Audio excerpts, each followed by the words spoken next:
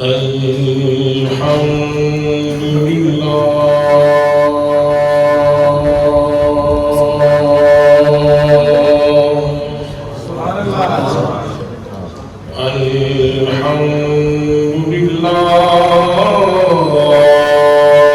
الذي أبدع الأفلاك والأبين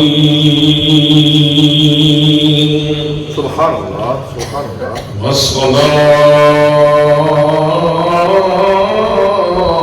والصلاة والسلام على من كان نبيا وآدم بين الماء والطين وعلى آله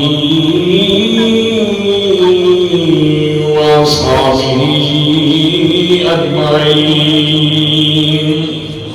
أما بعد فأعوذ بالله من الشيطان الرجيم بسم الله الرحمن الرحيم قد نرى تقلب وجهك في السماء فلنولينك قبلة ترضاها فول وجهك شطر المسجد الحرام وقال الله تعالى في مقام آخر لا تقولوا راعنا وقولوا انظرنا وقال الله تعالى في مقام آخر ولا تعد عيناك عنهم صدق الله مولانا العظيم وصدق رسوله النبي الكريم الأمين الرؤوف الرحيم الصلاة والسلام عليك يا سيدي يا رسول الله وعلى آلك وأصحابك يا سيدي يا حبيب الله میری عمر مدینہ دیکھ بیانی میری عمر مدینہ دیکھ بیانی تصویر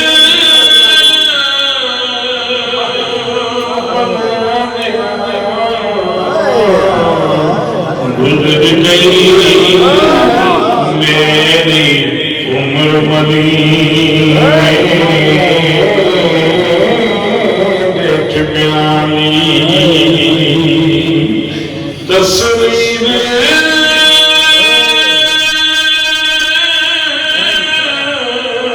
بنا دیا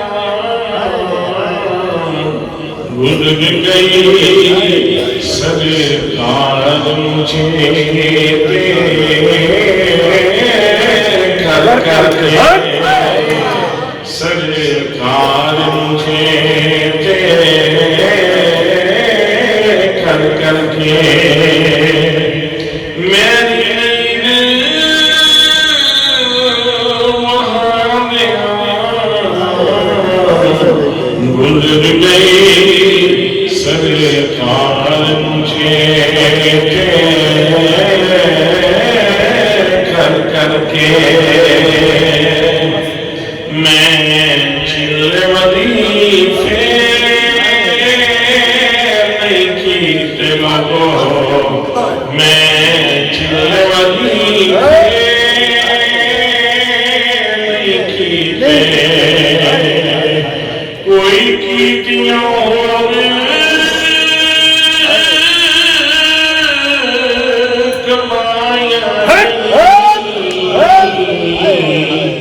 بس اللہ دے سونا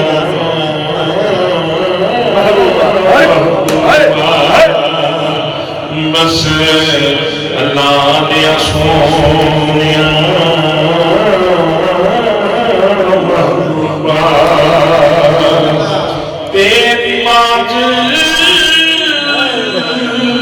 سنا دیا گزر گئی گزر گئی بس اللہ دیا سونیا محبوبہ میں پوچھ آئی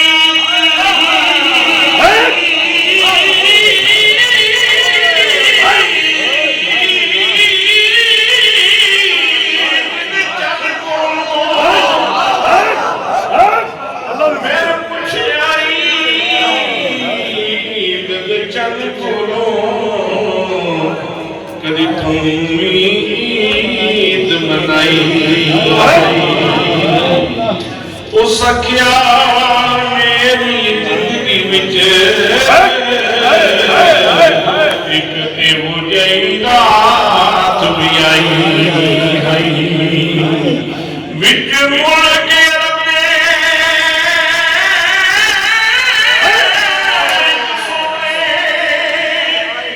نال پیار دونگل ہلائی مجھے انگل نے پاک اشارے دے میں ٹوٹ کے عید منائی میں ٹوٹ کے عید منائی میں ٹوٹ کے عید منائی بس اللہ دیا سونیا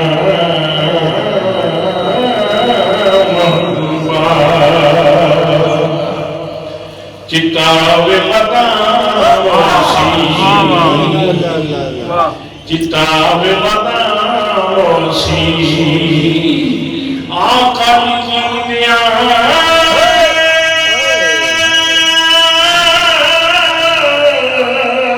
میں مویا مٹی بھی غلاوسی مویا مٹی بھی غلاوسی مویا مٹی بھی غلاوسی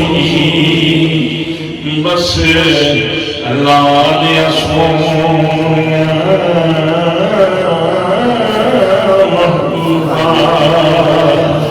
تیری بات سنا دیا گزر گئی میری عمر مدینے میں چڑیانی تصویر بنا دیا گزر گئی سدے خانچے کر کر کے میری وہاں گیا گزر گئی سدے خانچے کر کر کے سبحان اللہ سبحان اللہ زیب مسند صداقت صاحب طلعت نوری صاحب نسبت نقشبندی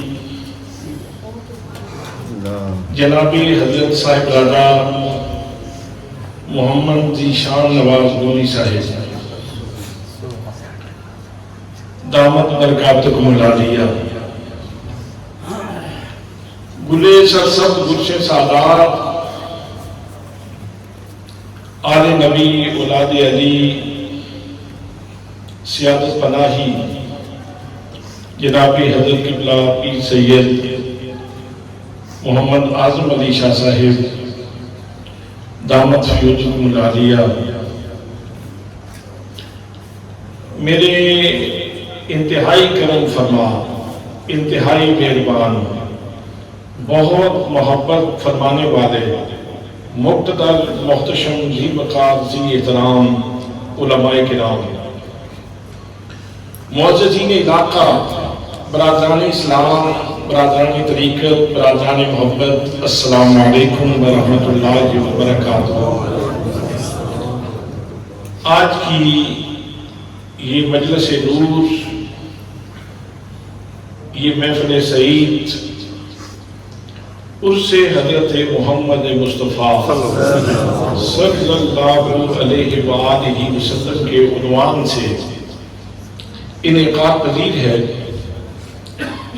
میں اور آپ سب لوگ بس ایک سعادت کے حصول کے لیے حاضر ہوئے ہیں، جس کو حضرت اقبال قلندر لاہوری نے اپنے لفظوں میں یوں کہا: خرد کے پاس خبر کے سوا کچھ اور نہیں، تیرا علاج نظر کے سوا کچھ اور نہیں۔ اس لیے ہم سبھی نظر کی تلاش میں ہیں اور نظر کی پیاس میں ہیں۔ سو اسی عنوان پہ چند باتیں میں نے آپ حضرات کی خدمت میں عرض کرنی ہیں۔ دعا ہے کہ اللہ کریم مجھے حق کہنے کی توفیق نصیب فرمائے، اور یہ دعا کریں کہ کاسہ سائل خالی نہ رہ جائے، کاسہ سائل خالی نہ رہ جائے۔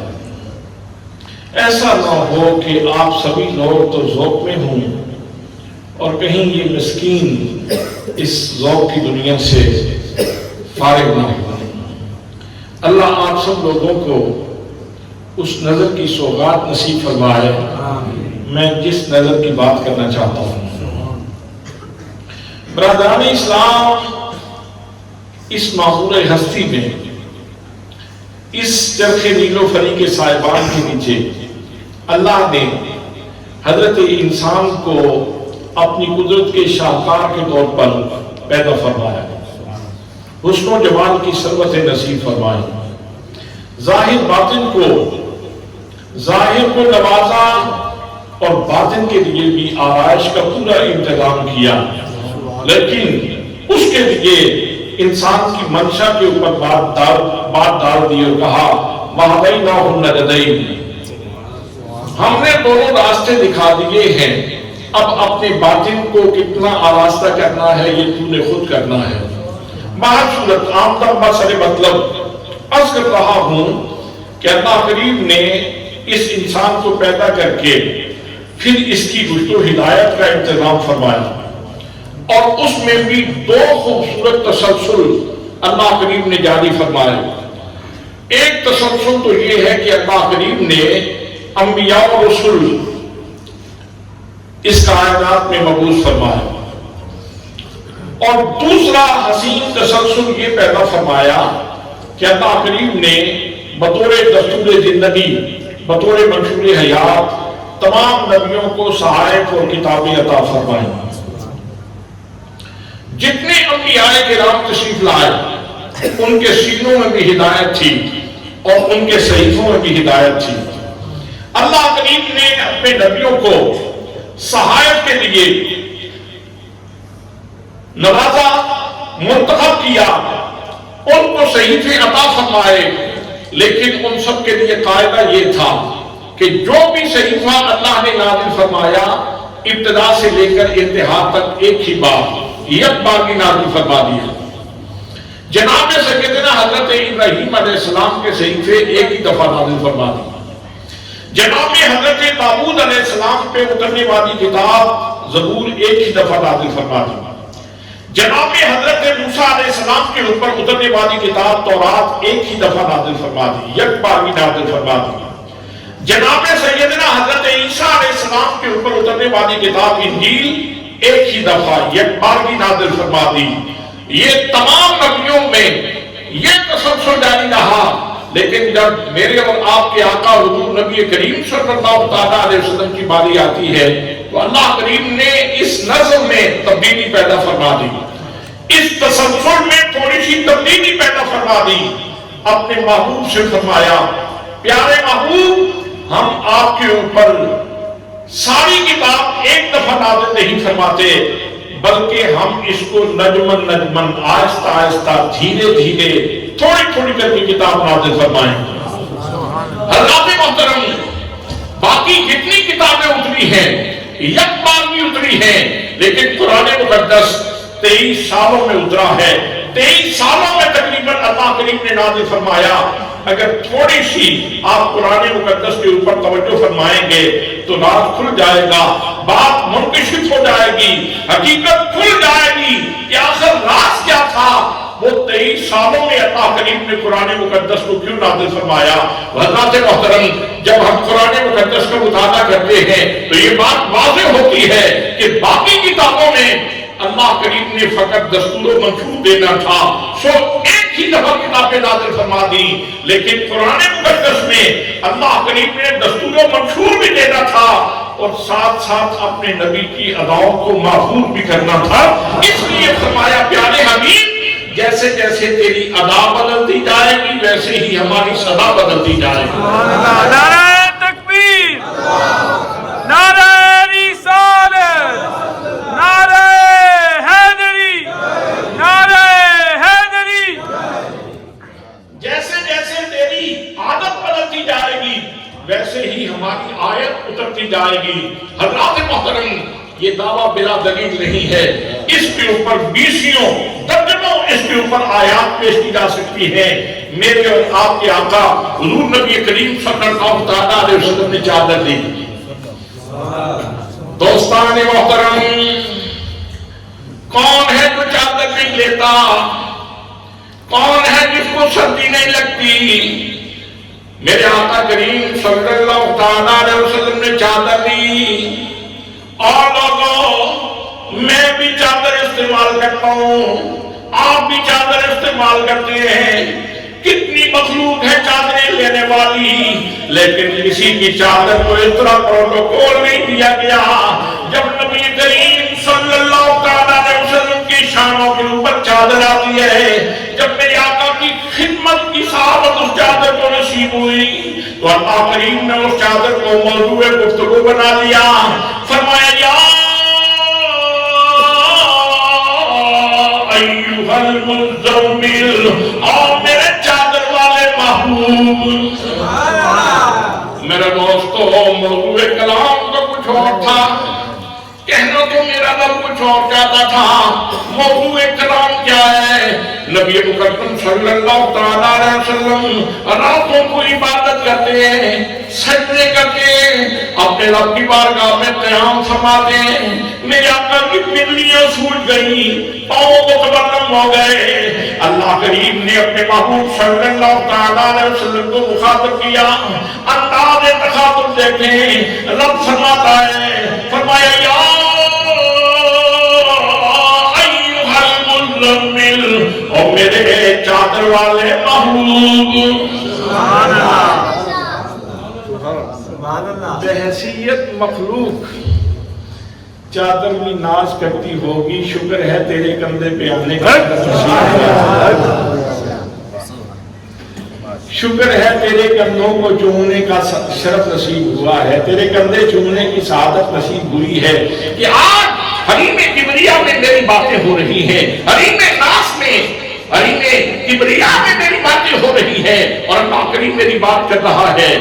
فرمایا یا ایھا المزمل قم اللیل الا قلیلا۔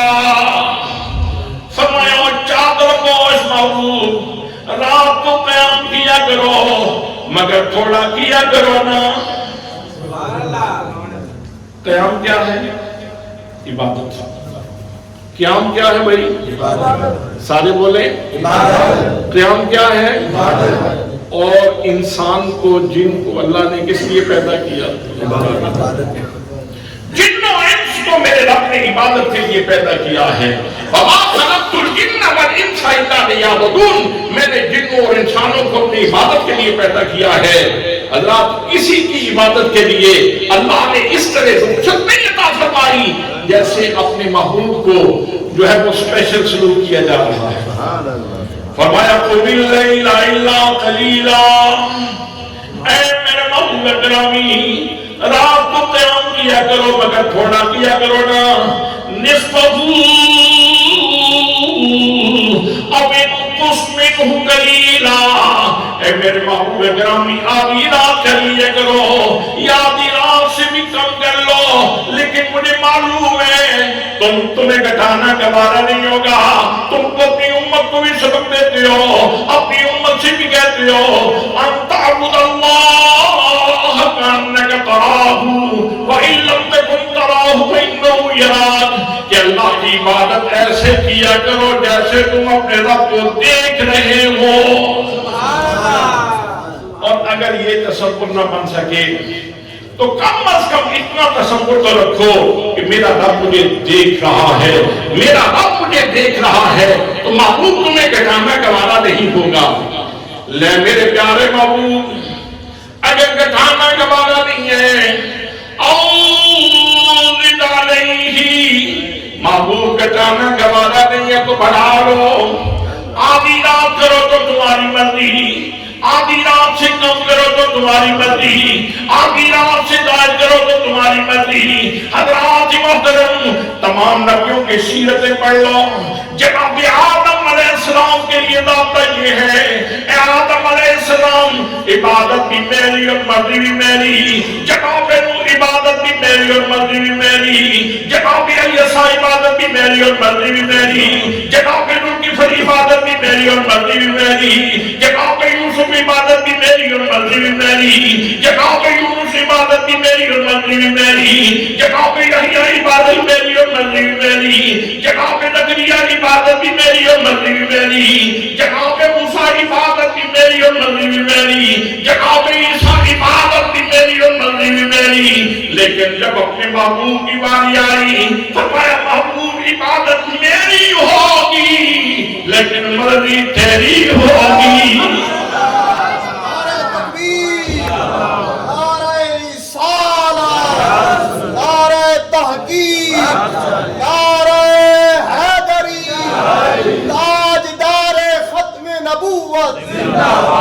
تاجدار ختم نبوت، بات محبوب صلی اللہ علیہ وسلم کی عبادت کی کرنا تھی، لیکن آغاز سخن کیا تو محبوب کی چادر سے، انہوں نے چادر بدل لی، لحاف لے لیا، لحاف لے لیا، بھاری چادر لے دی، کمبل نما چادر لے دی۔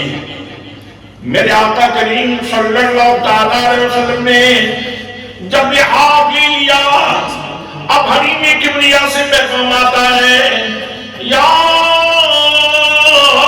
ایھا المدثر، اور لحاف لینے والے میرے پیارے محبوب بتلا دیا کہ ہمیں چادر سے یا لحاف سے غرض نہیں ہے، غرض تو تجھ سے ہے، لیکن جو بھی تیری ذات کے ساتھ مس ہو جاتا ہے، تیرے قریب ہو جاتا ہے، وہ ہمیں اچھا لگتا ہے، جس کو تیری نظر پسند کر لے ہمیں وہ اچھا لگتا ہے۔ میرے دوستوں، میرے بھائیوں، اگر دھاگے کی بنی ہوئی چادر محبوب کی نظر میں آ جائے تو وہ اتنی مکرم ہو جائے، اگر دھاگے سے بنا ہوا لحاف وہ محبوب کی نظر میں آ جائے تو اتنا مکرم ہو جائے۔ تو میں ان صحابہ کرام کی شان کیا بیان کروں، میں ان اہل بیت اطہار کے افراد قدسیہ کی شان کیا بیان کروں، جن کو میرے نبی صبح بھی پیار سے دیکھتے تھے، شام کو بھی پیار سے دیکھتے تھے۔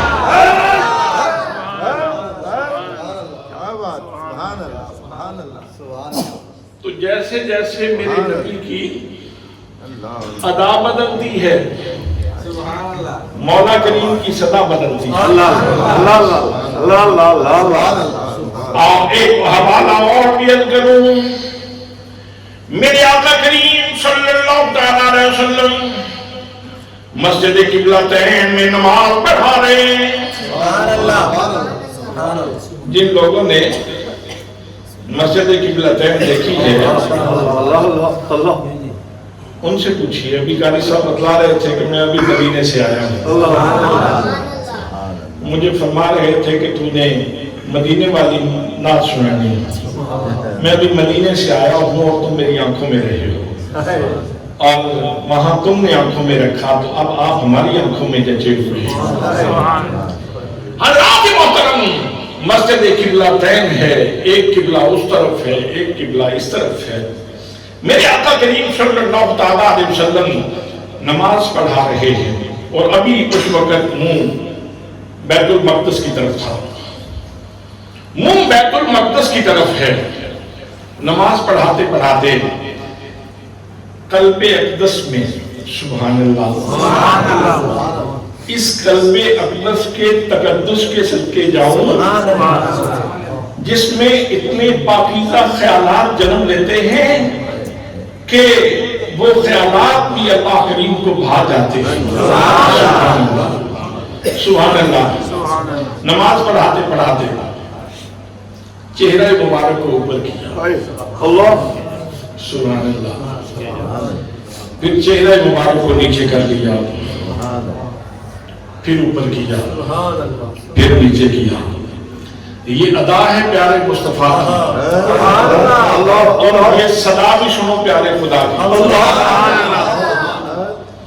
میرے آقا کریم صلی اللہ تعالیٰ علیہ وسلم کی ادا بھی دیکھو، خدا نے قدوس کی صدا بھی دیکھو۔ اللہ کریم میں ساتھ فرما رہا ہے، فرمایا قد نرا تقلب وجهك فی السماء، فرمایا میرے پیارے محبوب، ہم آپ کا چہرہ بار بار اٹھا کے آسمان کی طرف دیکھ رہا، اور میرے پیارے ہم آپ کی اداؤں کو دیکھ رہے ہیں، ہم دیکھ رہے ہیں۔ حضرات محترم، ہم سب کا عقیدہ ہے کہ اللہ کریم وحدہ لا شریک ہے، یکتا ہے، یگانہ ہے، واجب الوجود ہے، سمد ہے، بے نیاز ہے، لا شریک ہے، لا زوال ہے، لا جلال ہے۔ اس کے ایسا کوئی نہیں، اس کا ثانی کوئی نہیں، اس کا ہمسر کوئی نہیں، اس کا برابری کرنے والا کوئی نہیں۔ حضرات محترم وحدہ لا شریک ہے، لیکن کمال یہ ہے کہ جہاں اس نے مصطفیٰ کریم صلی اللہ تعالیٰ علیہ وسلم کی عظمتوں کے عنوان چھیڑنے ہوتے ہیں، وہاں اللہ کریم اپنے لیے جمع کا صیغہ استعمال فرماتا ہے۔ فرمایا قد نرا تقلب وجهك فی السماء، یقیناً ہم آپ کے چہرے کا تقلب دیکھ رہے ہیں، یقیناً ہم آپ کے چہرے کا تقلب دیکھ رہے ہیں۔ یہاں بات یہ بھی ہو سکتی تھی قد نرا وجهك، ہم آپ کے چہرے کو دیکھ رہے ہیں، اور اگر تقلب کا ذکر نہ کیا جاتا تو پھر مجھے اور آپ کو کیسے معلوم ہوتا کہ مصطفیٰ کریم صلی اللہ تعالیٰ علیہ وسلم نے کس انداز میں عرض کی ہوگی۔ یہ ادا تو پھر مخفی رہ جاتی ہے، پھر نبی کریم صلی اللہ تعالیٰ علیہ وسلم کی یہ خوبصورت ادا ہماری آنکھوں سے، ہمارے تصور سے مخفی رہ جاتی، تو اللہ کریم نے قرآن مقدس کو جو کہ اپنے محبوب کی اداؤں کا مجموعہ بنانا تھا، اس لیے اللہ کریم نے اپنے محبوب کی ادا کا ذکر کیا۔ فرمایا قد نرا تقلب وجهك فی السماء، فرمایا میرے پیارے محبوب گرامی، ہم آپ کے چہرے کا بار بار آسمان کی طرف اٹھانا ہم دیکھ رہے ہیں۔ پھر آگے اللہ کریم میں ارشاد فرماتا ہے، فرمایا فَلَنُوَلِّيَنَّكَ قِبْلَةً تَرْضَاهَا، فرمایا میرے پیارے محبوب، ہم آپ کو یقیناً اسی قبلے کی طرف پھیر دیں گے جس کو تم پسند کرتے ہو۔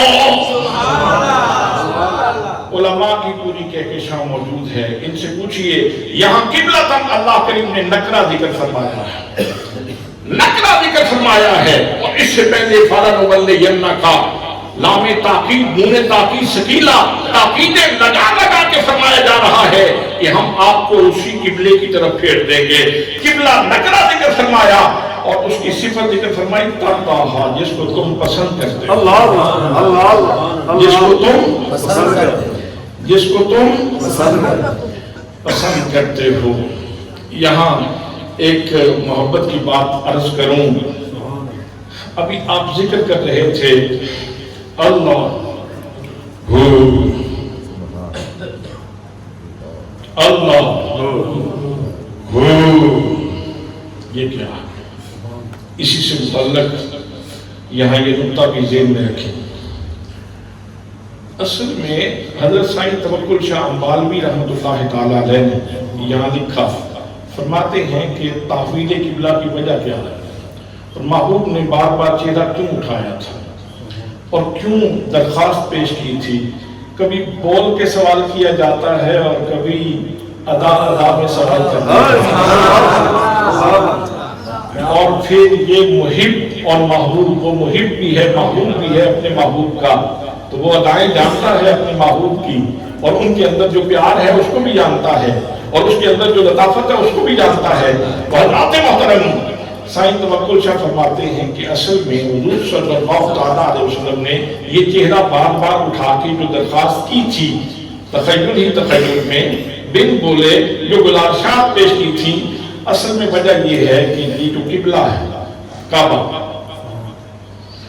جہاں کمرہ ہے جس کے اوپر کالا غلاف ہے، یہ کمرہ یہاں موجود ہو یا نہ ہو، یہ جو جگہ ہے اس کے اوپر اللہ کی ذاتی تجلیات کا نزول ہوتا رہتا ہے.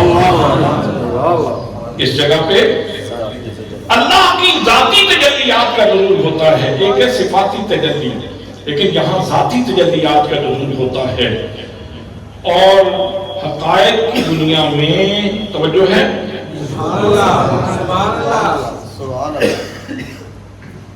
یہ مکھن میں کاکھ رکھ کے نہیں جو حکیم دیتے، مکھن میں کاکھ جس کے اندر بڑی توانائی ہوتی ہے، میں وہ مکھن میں کاکھ رکھ کے دینے لگا ہوں، اس لیے توجہ چاہتا ہوں. سائیں توکل شاہ امبالوی فرماتے ہیں کہ حقائق کی دنیا میں حقیقت محمدیہ حقیقت کعبہ کی عاشق ہے. اصل میں اس موقع پہ اس عشق کا اظہار ہوا. اصل میں اس موقع پہ اللہ کے نبی نے اپنے اس عشق کا اظہار کیا تھا، اور اس کے اوپر کرینہ یہ آیت ہے، فَلَنُوَلِّيَنَّكَ قِبْلَةً تَرْضَاهَا، ہم اسی قبلے کی طرف آپ کو پھیر دیں گے جس کو تم پسند کرتے ہو، جس کا شوق تمہارے سینے میں ہے. ہم اسی قبلے کی طرف آپ کو پھیر دیں گے جس کا شوق تمہارے سینے میں ہے. حضرات یہیں سے یہ بات بھی عرض کر دوں، آپ سارے لوگ اللہ کا ذکر کرنے والے ہیں، اور یہ چاروں سلاسل میں مشترک ہے. چاروں سلاسل میں یہ ذکر مشترک ہے. چشتی بھی کرتے ہیں، قادری بھی کرتے ہیں، سہروردی بھی کرتے ہیں، نقشبندی بھی کرتے ہیں. تمام سلاسل کے بزرگ جتنے دیگر سلسلے ہیں، جتنی شاخیں ہیں، سب کے نزدیک یہ ذکر، اس کے اوپر سب کا اتفاق بھی ہے اور سب اس سے لذت لیتے ہیں. وجہ کیا ہے؟ انسان کا دل یہ آئینہ ہے، اور یہ غلاظت لگ جاتی ہے اس کے اوپر گناہوں کی. تو میرے آقا نے فرمایا لِكُلِّ شَيْءٍ سَقَالَةٌ وَسَقَالَةُ الْقَلْبِ ذِكْرُ اللَّهِ. ہر چیز کو صاف کرنے کا ایک ہتھیار ہوتا ہے، اور دل کے آئینے کو صاف کرنے کا ہتھیار اللہ کا ذکر ہے.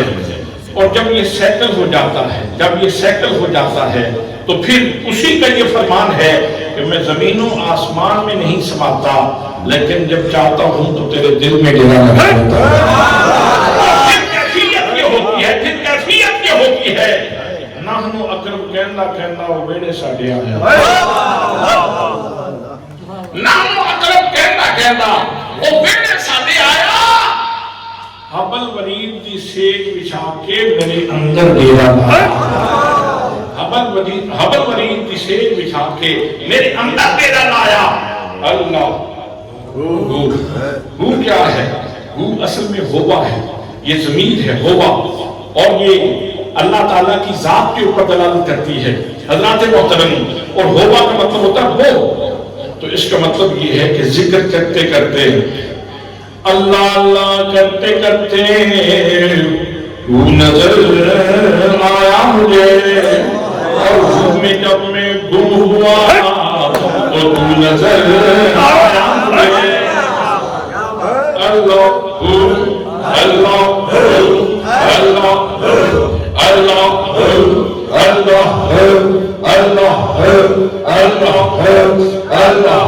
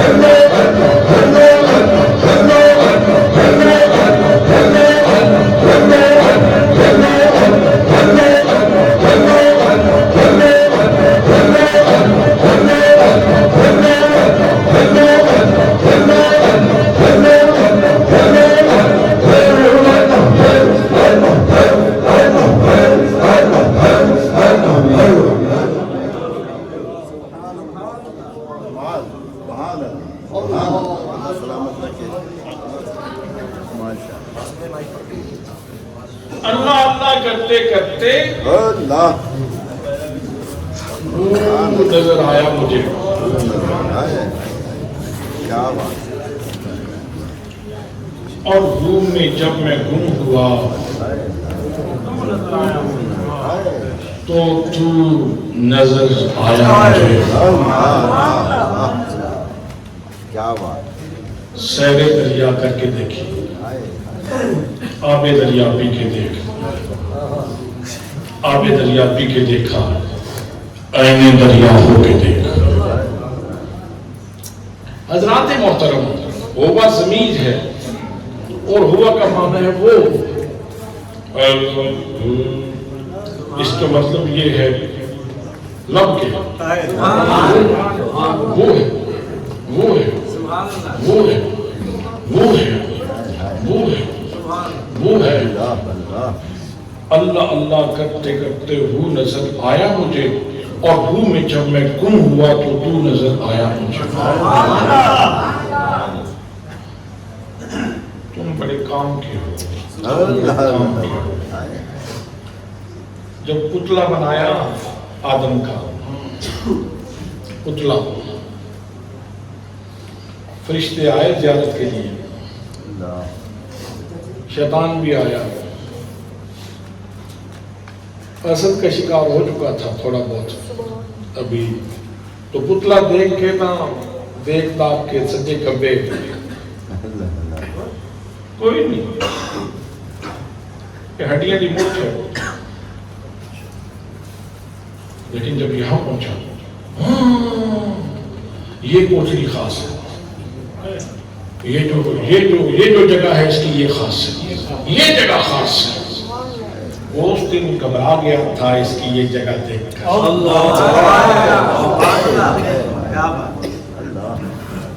یہ قصص الانبیاء کے اندر یہ لکھا ہوا ہے حضرت آدم علیہ السلام کے تذکرے میں.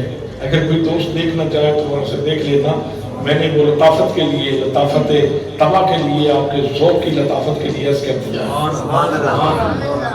تو عرض کر رہا تھا، میں معذرت میں آپ کو دور لے آیا، میں نے واپس جانا، میں قبلتین مسجد میں جا رہا ہوں۔ سبحان اللہ۔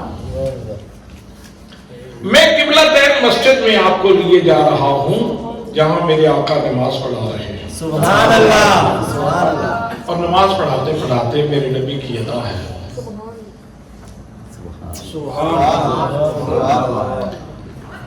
حضرات سوال نہیں کیا، حرف سوال زبان پہ نہیں آیا، لیکن ریسپانس دیکھیں، ریسپانس دیکھیں۔ فَلَنُوَلِّيَنَّكَ قِبْلَةً تَرْضَاهَا، تاکیدیں لگا کے کہا جا رہا ہے کہ محبوب ہم یقیناً آپ کو اسی قبلے کی طرف پھیر دیں گے جس کو تم پسند کر رہے ہو۔ تاکیدیں لگا کے جواب دیا جا رہا ہے۔ اور پھر حضرات محترم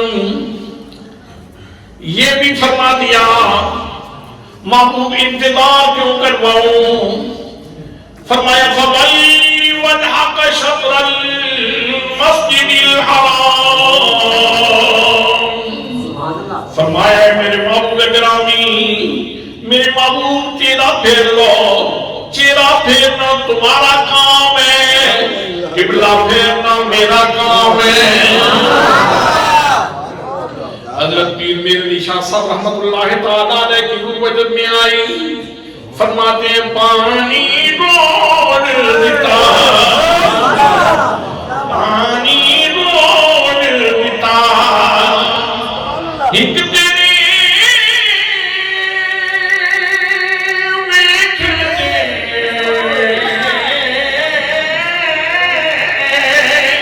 رب کا بابا دیتا، ایک تیری ویکھ دے رب کا بابا دیتا۔ میرے دوستوں، میرے بھائیوں، میں یہاں یہ بھی کہا کرتا ہوں کہ جناب آدم علیہ السلام نماز پڑھنے کے لیے قبلے کی طرف منہ کرنے کے محتاج ہیں۔ جناب حضرت خلیل علیہ السلام نماز پڑھنے کے لیے قبلے کی طرف منہ کرنے کے محتاج ہیں۔ جناب حضرت موسیٰ علیہ السلام نماز پڑھنے کے لیے قبلے کی طرف منہ کرنے کے محتاج ہیں۔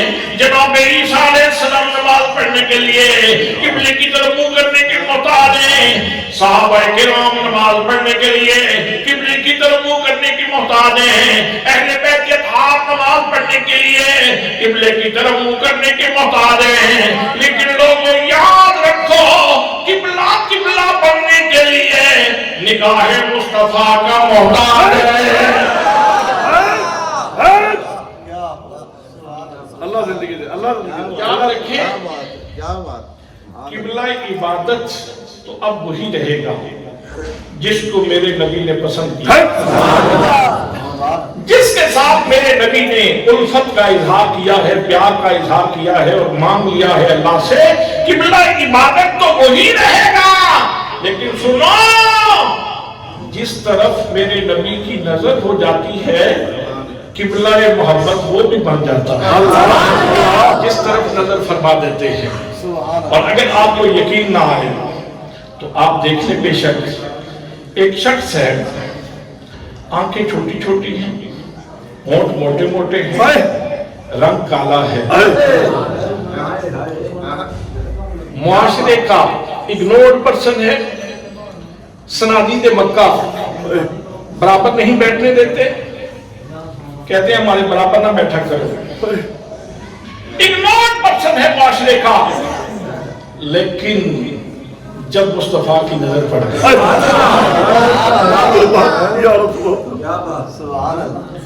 میرے آقا کریم صلی اللہ علیہ وسلم کی نظر پڑ گئی، میرے آقا نے اس کو پسند کر لیا۔ حضرات محترم، اب اس نے کلمہ پڑھ لیا، میرے آقا کریم صلی اللہ علیہ وسلم کی نظر میں اتنا بھا گیا کہ کل وہ بلال جس کو سرادین مکہ برابر نہیں بیٹھنے دیتے تھے. جب مکہ فتح ہوتا ہے تو میرے آقا کریم صلی اللہ تعالیٰ علیہ وسلم فرماتے ہیں بلال کدھر ہو؟ یا رسول اللہ میں حاضر ہوں. فرمایا چڑھ جاؤ بیت اللہ کے اوپر. قبلے کی چھت کے اوپر کون کھڑا ہے؟ جناب سیدنا بلال رضی اللہ تعالیٰ عنہ قبلے کی چھت کے اوپر کھڑے ہیں اور اپنے مقدر پہ ناز کر رہے ہیں. سبحان اللہ. نعرہ تکبیر، نعرہ رسالت، نعرہ حیدری. رب نے کرم دی چھان کرنی ہے. جس دن یاد ہے بول نہیں یار. رب نے کرم دی چھان کرنی ہے جس دم یاد کرنی ہے. رب نے کرم دی چھان کرنی ہے. رب نے کرم دی چھان کرنی ہے جس دم سب سونے نے ہاں کرنی ہے. فرمایا بلال کعبے کی چھت پہ چڑھ جاؤ. یا رسول اللہ کیا کروں؟ فرمایا اذان پڑھو، اذان پڑھو. میرے آقا میں نے جہاں بھی اذان پڑھی تم کعبے کی طرف کیا. آج تو کعبے کی چھت کے اوپر آپ نے کھڑا کر دیا، آج منہ کس طرف کروں؟ تو فرمایا سوچتے کیا ہو؟ اگر کعبے کی چھت کے اوپر کھڑے ہو تو منہ میری طرف کر لو، کعبے کی طرف منہ کر لو. سبحان اللہ، سبحان اللہ. اسی بلال کی زندگی میں وہ موقع بھی آ گیا.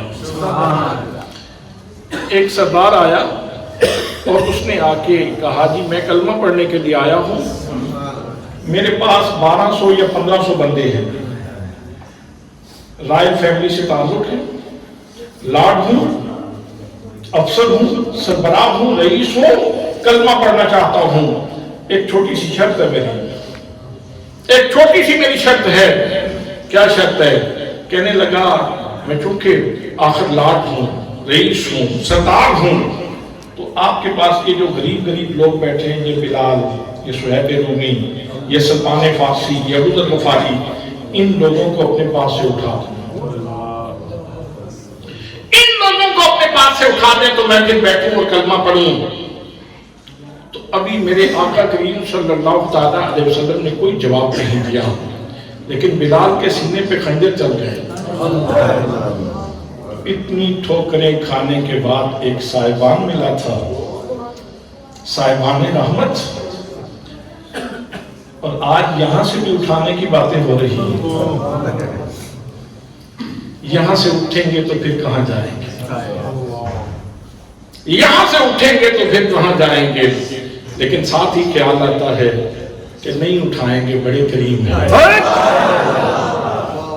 میرے کریم بڑے کریم ہیں، نہیں اٹھائیں گے.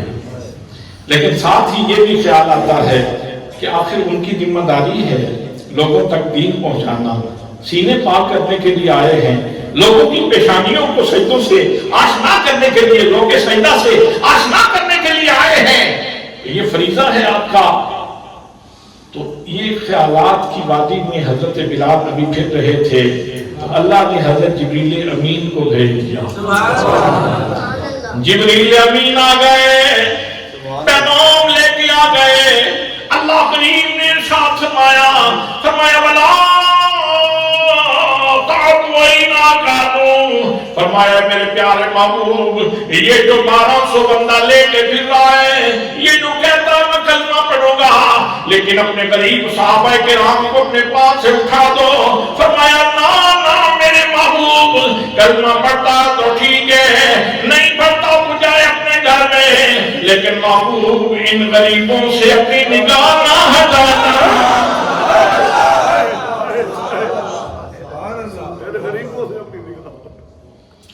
یہ تو صبح شام وظیفہ کرتے ہیں اور کہتے ہیں کرم کی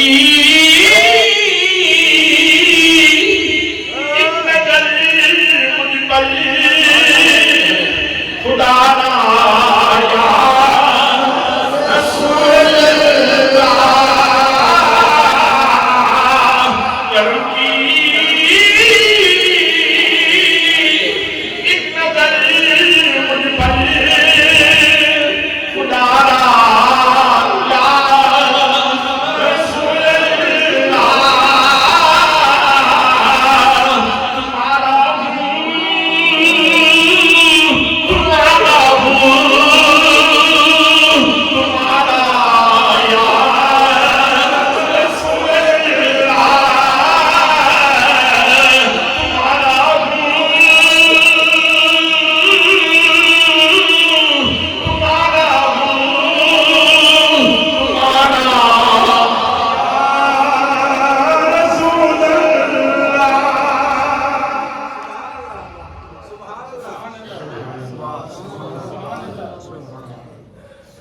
ایک طرف 1200 بندے کا کلمہ، ایک طرف بلال حبشی کا دل. سبحان اللہ. اور لجپالیوں کے صدقے جائیے. وَلَا تَعْدُ اَيْ نَاكَانْ. اور یہاں حضور سیدی ضیاء الرحمت نے اس سے آگے لطافت کی حد کر دی. فرماتے ہیں یہ مخاطب کا صیغہ نہیں ہے، یہ صیغہ واحد مونس غائب کا ہے. اس کا مطلب یہ ہے کہ محبوب تم تو لجپال ہو، تم تو کریم ہو، تم ارادتاً اپنی نگاہ نہیں ہٹاؤ گے، لیکن اگر کبھی بلا ارادہ بھی تیری نظر پھر گئی نا، یہ بیچارے پھر بھی مر جائے.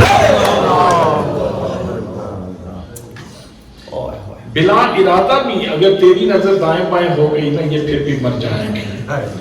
اس لیے وَلَا تَعْدُ اَيْ نَاكَانْ، تیری نظر ان سے نہیں ہٹنی چاہیے، تیری نظر ان سے نہیں ہٹنی چاہیے، تیری نظر ان سے نہیں ہٹنی چاہیے. حضرات محترم، وہ کچھ لوگ سبب بن گئے، کچھ لوگ سبب بن گئے. صحابہ کرام مجلس نور میں بیٹھا کرتے تھے، اور جب کوئی بات سمجھ نہیں آتی تھی تو کہتے تھے رعاینا یا رسول اللہ، یا رسول اللہ ہماری رعایت فرمائیے. ایک دفعہ پھر دہرا دیں تاکہ بات سمجھ آ جائے اور بات ہم یاد کر لیں. تو عرض کرتے کہ رعاینا ہماری رعایت فرمائیے. تو کچھ لوگوں نے اس کو لمبا کر کے ذرا پڑھ کے گستاخی کی نیت کی. گستاخی کی نیت سے اس کو تھوڑا سا بگاڑ کے یہ لفظ بولا. اب دیکھیں مقام مصطفیٰ کی نزاکت کیا ہے، مقام مصطفیٰ کی حساسیت کیا ہے. جناب صدیق جب کہتے تھے وہ پوری احتیاط کے ساتھ کہتے تھے، وہاں بے ادبی کا شائبہ نہیں تھا. جناب فاروق جب عرض کرتے تھے وہاں بے ادبی کا شائبہ نہیں تھا. جناب عثمان جب عرض کرتے تھے وہاں بے ادبی کا شائبہ نہیں تھا. جب حضرت علی المرتضیٰ عرض کرتے تھے وہاں بے ادبی کا شائبہ نہیں تھا. صحابہ کرام جب بولتے تھے تو وہاں بے ادبی کا شائبہ نہیں تھا. لیکن بعض لوگ جو کہ اس لفظ کو غلط استعمال کرتے تھے، اللہ نے فرمایا میرے نبی کے صحابہ تم تو پیار والے ہو، تو تم یہ لفظ چھوڑ دو، یہ لفظ چھوڑ دو. لا تقولوا رائنا، رائنا نہ کہا کرو. ہم تمہیں ایک لفظ دیتے ہیں وہ بولا کرو. لفظ ہم دیتے ہیں تم بولا کرو. انظر نہ کہا کرو، سنا نگاہ کرو. 7.5 نگاہ یا رسول اللہ، نگاہ 7.5 سونا مہربانی کرو. نظر فرماؤ، نظر فرماؤ، نظر فرماؤ. حضرات محترم، کتنا خوبصورت جملہ ہے. اور پھر وہ نظر ان کی زندگی کا اثاثہ بن گئی. پھر وہ نظر ان کی زندگی کا اثاثہ بن گئی. اور ایک بندہ تو آ کے رو ہی پڑا، ایک بندہ تو آ کے رو ہی پڑا، جن کا نام تھا حضرت صوبان. چہرہ اداس، رنگت اڑی اڑی دیکھی تو فرمایا کیوں پریشان ہو؟ اگر وہ پوچھ لے مجھ سے تجھے کس بات کا غم ہے تو پھر کس بات کا غم ہے؟ اگر وہ پوچھ لے مجھ سے، اگر وہ پوچھ لے مجھ سے تجھے کس بات کا غم ہے تو پھر کس بات کا غم ہے؟ اگر وہ پوچھ لے مجھ سے، فرمایا کیا غم ہے تمہیں، کیا پریشانی ہے؟ یا رسول اللہ آپ کی غلامی میں آئے ہیں، کلمہ پڑا ہے، اللہ کو مانتے ہیں، اللہ کے رسول کے متوالے ہیں، جنت مل جائے گی، لیکن ایک بات عرض کروں، آپ تو اللہ کے محبوب ہیں اور محبوبوں کے بھی سردار ہیں، تو آپ جنت کے کسی بہت اونچے بالا خانے میں آپ موجود ہوں گے اور ہم غریب جنت کے کسی نچلے درجے میں ہوں گے۔ میں بات عرض کر دوں کھلی یا رسول اللہ، جب جنت میں آپ کی زیارت نہ ہوئی نہ میرا گزارا مشکل ہو جائے۔ سبحان اللہ، کیا خوبصورت بولی بولنے والے لوگ تھے۔ اچھا، اس ایک بندے نے سوال کر کے کتنے لوگوں کے مسئلے حل کر دیے۔ اللہ نے حضرت جبریل امین کو بھیج دیا، فرمایا جبریل جاؤ، یہ بول پڑا ہے اور پتہ نہیں کتنے سینوں میں یہ ارمان مچلتے ہیں اور کتنے سینوں میں یہ ارمان مچلیں گے۔ اللہ نے پیغام بھیج دیا، فرمایا من یطع اللہ والرسول فاولئک مع الذین انعم اللہ علیہم من النبیین والصدیقین والشہداء والصالحین وحسن اولئک رفیقا۔ جو لوگ اللہ اور اس کے رسول کی اطاعت کریں گے وہ نبیوں کے ساتھ ہوں گے، وہ صدیقوں کے ساتھ ہوں گے، وہ شہداء کے ساتھ ہوں گے، وہ صالحین کے ساتھ ہوں گے۔ اور کیا خوبصورت یارانہ ہے، کیا خوبصورت یاری ہے۔ وحسن اولئک رفیقا، یہ یاری کتنی خوبصورت ہے۔ حضرات محترم، تو اب یہ نظر ان کا اثاثہ بن گئی اور اسی نظر میں رہنا پسند کرتے تھے۔ حضرات محترم، یہی نظر ہے۔ کل میدان معاشر میں جب میں نے پھنس جانا ہے تو میں نے تلاش کرنا ہے کہ ان کی نظر کاش پڑ جائے، کاش ان کی نظر پڑ جائے، اور جب ان کی نظر ہو جائے گی تو بیڑا پار ہو جائے گا۔ جب ان کی نظر پڑ جائے گی تو بیڑا پار ہو جائے گا۔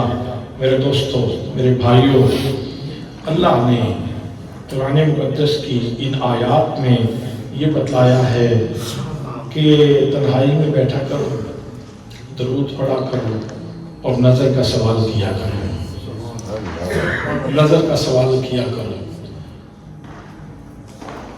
اقبال نے کہا تھا خرد کے پاس خبر کے سوا کچھ اور نہیں اور تیرا علاج نظر کے سوا کچھ اور نہیں۔ آج اس وقت علوم بہت ہیں، فنون بہت ہیں، ماہرین بہت ہیں، لیکن صاحبان نظر کی کمی ہو گئی، صاحبان نظر کی کمی ہو گئی ہے۔ تو حضرات محترم، ٹھیک ہے، امت میں صاحبان نظر کی کمی ہوگی، لیکن میرے نبی کی نظر وہ ساری امت کے لیے کافی ہے۔ بس یہ ہے کہ امت ہی توجہ کرے، تخلیہ اختیار کرے، تنہائی میں بیٹھے درود پاک پڑھے اور اپنے آقا کا تصور کر کے حضور صلی اللہ علیہ وسلم سے نگاہ کرم کا سوال کرے تو آج بھی وقت سمجھتے ہیں، آج بھی کرم ہوتا ہے، آج بھی مہربانیاں ہوتی ہیں۔ دعا ہے کہ اللہ کریم ہمیں اس نظر کا استحقاق نصیب فرمائے اور اس آستانہ عالیہ نقشبندیہ آزمیہ کو صبح قیامت تک اللہ کریم قائم و دائم رکھے۔ اور علیہ البلاغ المبین۔